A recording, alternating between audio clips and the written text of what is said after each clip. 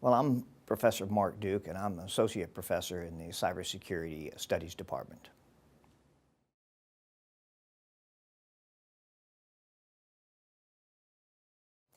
Prior to coming to the National Defense University, uh, I was serving in the United States Army uh, as a Signal Corps officer and doing various jobs. First areas of communications and signal training and education was in the tactical area, where I was with the 82nd Airborne, working with Special Forces groups and developing forces for the 18th Airborne Corps and for the Joint Staff.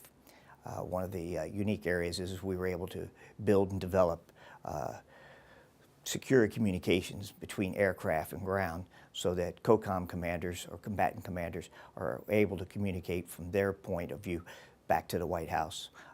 That kind of led to a big opening where then I was brought in from the tactical communications area to the strategic communications area, where I was then asked to develop secret communications on the three different enclaves of the NIPRNet, the CIPRNet, and the JWIC side of the house, therefore giving me the ability to work in all of the different intel agencies, NSA, CIA, DIA, and many more that are co-located here in the Washington, D.C. area.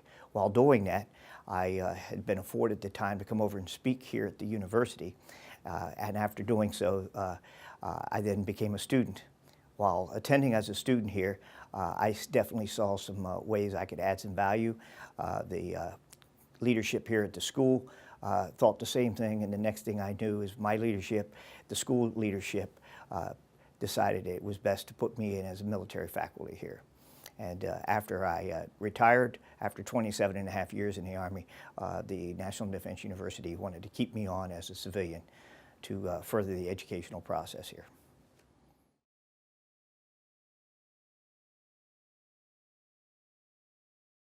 My areas of expertise really go back to the fundamentals of cybersecurity, and that is of risk management. Uh, One of my areas was being one of the co-founders of where we talk about the DICAP, the DITCAP, and now this risk management framework concepts in how we manage the risk of properly defending and protecting our information assets. The information assets is what's really important, and all of my education and training and experience has brought me to a point where I have the ability to share with others on how to put up and protect these types of information assets through building layers of security. This is why I have a problem with cybersecurity, because cyber is a means of how we transport the information. So we try to build that on three different platforms. We protect our information assets, while at the same time we build defensive platforms to defend against the threat and vulnerabilities. And then we finally, once we do discover a threat or vulnerability, we take corrective or responsive actions in order to thwart off these types of threat actors. So with these challenges, it's really good where I've had this experience and bringing this from not only my military experience, but bringing this back into the university and sharing this with future leaders who are going to need these types of skill sets in order to protect their vital assets, which is the information resources.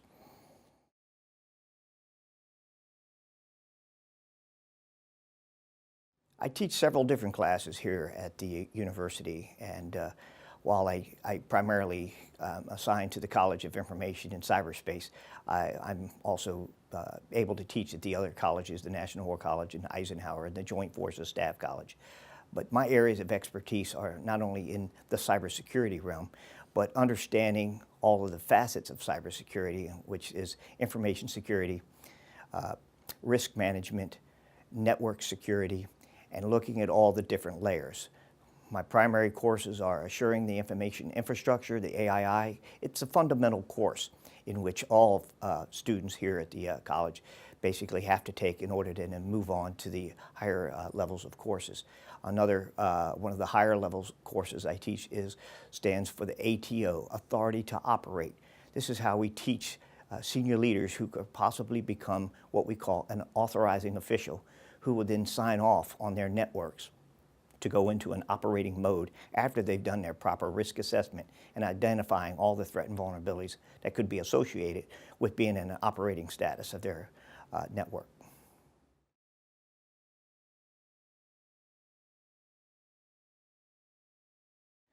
One of the biggest challenges that I personally face here at the college is understanding our students as they arrive, getting to know their needs, their desires, their goals, and trying to meet those with the best education process that we can afford here at the university. One of the areas of focus is are they coming here to shape a nation? Are they coming here to be part of shaping a nation?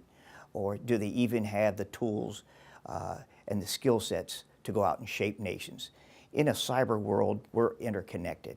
And there's a challenge in itself, is being able to take our international-based students, our American-based students, pull them all together under a common goal of understanding cybersecurity in a global facet.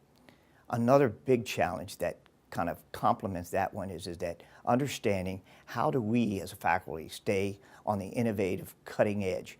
I mean, when we get students in here, you never know which type of student is going to arrive. So therefore, if we're not teaching, we're honing our own professional skill sets so that we stay on the cutting edge, so that we can deliver the right type of messages to the students that need that, who are then going out to shape a nation.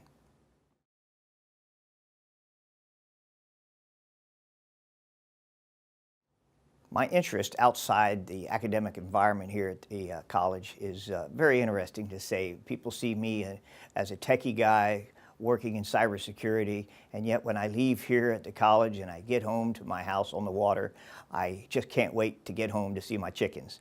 And I raise over 100 chickens, and getting home to see them is like seeing your children every evening at the day. They wait to see me, I wait to see them, and then we have just a wonderful time. Chickens can be just like pets. They're very, very intelligent, whereas most people think they're stupid, but they are very intelligent, and it's a wonderful and rewarding experience raising chickens and ducks. Along with that, though, I also live on the water, and fishing is another great enjoyment of mine, and I love to take family, friends, and colleagues out to experience a wonderful day on the Chesapeake Bay. You can't find anything better than being able to go out and catch dinner and bring dinner home and eat it fresh that day right off the Chesapeake Bay.